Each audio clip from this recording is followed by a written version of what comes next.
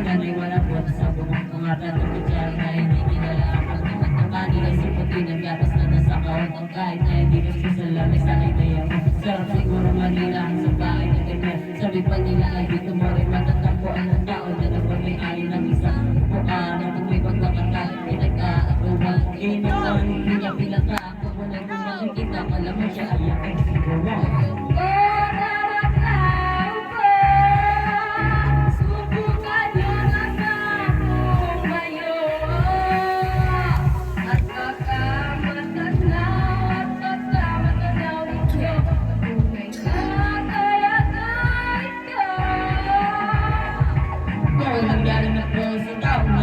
Alam niyo kung matakan, ligas namin ay kipuno. Hindi na sa akin namin ang sling kami-kami-kier. Sabi ko yung sobrang hit, natumuto na nangyay. Nalikaan, hindi ko kami lagi sa inumipin ako. Nagtubig sa lumang tao rin ulit-ulit. Gamit ang pagkatong na inanagda mo sa ister. Nagsisipit na sila sa umagay aming ba. Ang aking inay na may kayaman at isa kader. Na nagagamit ang mga kayaman na simer. Kaya kulang na kulang pa rin. Kulang na tuloy na sikweta pesos sa mga happy pagkakandi.